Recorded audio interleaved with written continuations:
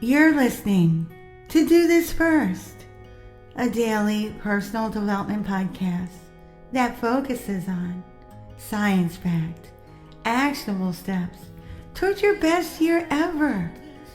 Hi, I'm Santa, your host. Today, we're continuing with the Greatest Poets of All Time series, installment number 4, with a look at Seamus Heaney. Seamus Heaney, 1939 to 2013, was a renowned Irish poet, playwright, translator, and lecturer, widely regarded as one of the greatest poets of the 20th century. He was born in County Londonderry, Northern Ireland, and grew up in a rural farming community, heavily influenced by the Irish landscape and the Troubles, a period of conflict in Northern Ireland. Heaney's works often reflect his personal experience, the rural life of Ireland, and themes of identity, loss, and the power of language. Heaney was noted for his meticulous craftsmanship, vivid imagery, and the lyrical quality of his poetry. Some of his most famous works include Death of a Naturalist, Digging, and The Cure at Troy. He received numerous accolades for his writing, including the Nobel Prize in Literature in 1995. He was also awarded the T.S. Eliot Prize, the Whitehead Prize, and the Forward Prize, among many others. While Heaney did enjoy widespread critical acclaim, he was not without controversy, particularly concerning his political stances during the Troubles in Northern Ireland. Heaney was predominantly celebrated for his literary achievements, but again, he wasn't immune to the controversy. Heaney faced stiff criticism from some quarters for what was seen as a cautious, moderate approach to addressing the political and social tensions of the time. Some critics and fellow writers accused him of not taking a more explicit or confrontational stance against the violence and injustices occurring during that period. The poet's refusal to be explicitly political in his poetry led to tension with certain political groups and individuals who expected him to take a more overtly partisan stance. These controversies highlight the complex and sometimes contentious relationship between art, politics, and personal convictions in the context of a deeply divided society like Northern Ireland during the Troubles. Despite these controversies, though, Heaney's work is widely regarded for its depth, complexity, and enduring literary value.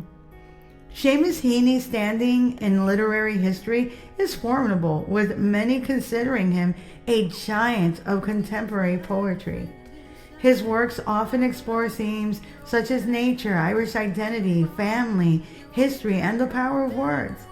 Heaney counted influential figures such as fellow poets Ted Hughes and Robert Lowell among his admirers. His contributions to poetry and literature have left an indelible mark, securing his place as one of the most important voices in modern literature. Personally, I feel Heaney's talent was immeasurable, and his skill was very thoughtfully leveraged in his works, as there are several life lessons to be gleaned. It is clearly evident the things that were important to Seamus. For example, the importance of roots and identity. In many of Heaney's works, the theme of roots and identity is prominent, emphasizing the significance of one's origins and how they shape an individual, as seen in Digging, where he reflects on his family's farming tradition. Heaney writes, "Between my fingers and my thumb, the squat pen rests. I'll dig with it." This line underscores the idea of honoring one's heritage and finding strength in one's roots, showcasing the values of staying connected to one's past while still forging a new path. While Heaney himself did not pursue a career in farming, he did maintain a strong connection to the land and the traditions of rural life throughout his work. His poems often reflect themes of nature, landscape, and the relationship between humanity and the earth. For the poet, It was the natural beauty of County Londonderry, Northern Ireland, his homeland. But for you, it can be the strong work ethic of your ancestors or their innovative and fearless approach to life. It can mean an affinity with working with your hands or words. What I'm saying is, roots and identity transcend geography and vocation. Another life lesson from Heaney's works, the power of language and communication. Heaney often explores the role of language in his poetry, highlighting its ability to convey emotions, memories, and experiences.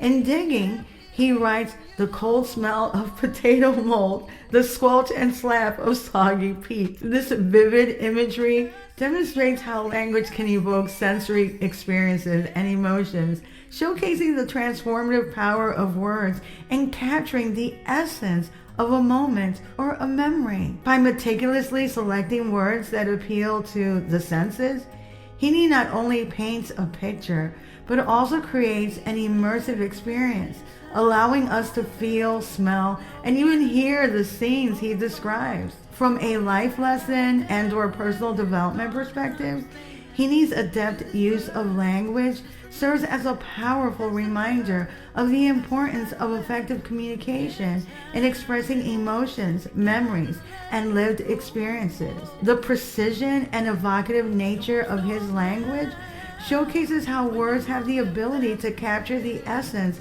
of a moment or memory, fostering a deeper understanding and connection with both the past and the present. This demonstrates the transformative power of words to preserve and convey the nuances of human experience, highlighting how effective communication can foster empathy, provoke introspection, and foster connection with others on a profound emotional level. By appreciating the potency of language in Heaney's work, we can learn to harness the expressive capabilities of words to articulate our own feelings, share our own stories, and forge meaningful connections, enhancing personal growth and emotional intelligence. Another life lesson or personal development lesson that we can learn from Heaney's work, seeing the path. Throughout his works, Heaney addresses themes of resilience and perseverance in the face of adversity. In The Cure at Troy, which is a reimagining of Sophocles' Philoctetes, he writes, human beings suffer. They torture one another. They get hurt and get hard. This poignant reflection encourages us to confront hardships with fortitude and to find hope and healing even in the most challenging circumstances. Retaining a sense of wonder and trust can be challenging when navigating past hurts and injustices.